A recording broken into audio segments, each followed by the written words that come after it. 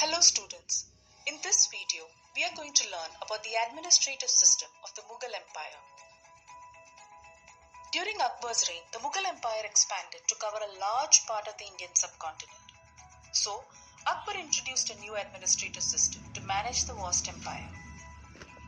Akbar set up a centralized system of administration. This meant that the emperor was the supreme leader at the top of the empire. He was assisted by a group of ministers in running the empire. The Mughal Empire was a huge one. It was difficult for just the emperor and his ministers to administer this empire efficiently. So, what did Akbar do to achieve this? Akbar divided his empire into smaller units for easy administration.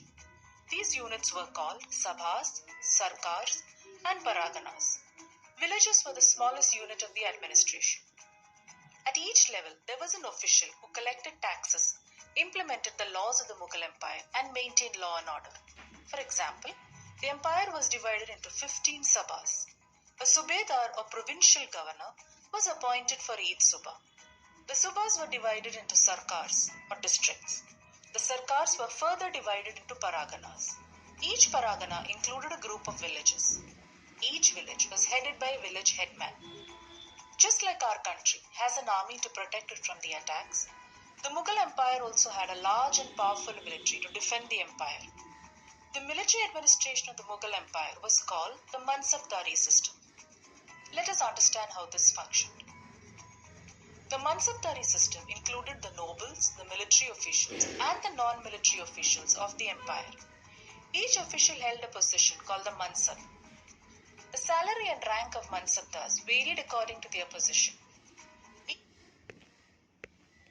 specified number of Savars or cavalrymen based on their rank. These Savars were a part of the emperor's army. Apart from maintaining soldiers, the Mansabdars had duties like collecting taxes and fighting in wars. Mansabdars were of two types. One, those that received payments in cash, and two, those that received payment in land grants called jagirs. How did the Mughals run their empire and maintain their army?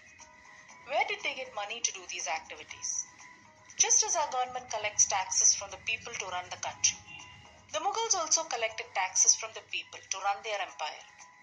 Their tax was called Zabt, and their revenue system was called the Zabti system.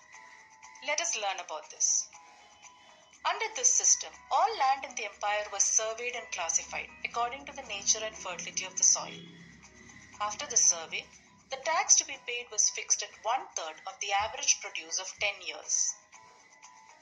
Thus, we see that several things were similar and some things were different between the administrative system of the Mughals and our government today.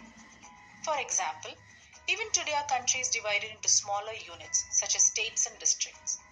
However, today we can elect our leaders. We are not ruled by kings or emperors. Let us summarize what we learned. The Mughal Empire was divided into smaller units for better administration. The emperor was the supreme authority.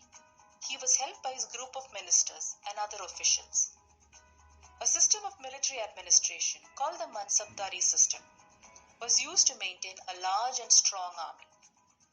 The empire collected taxes from the people through the Zabti system to run the administration.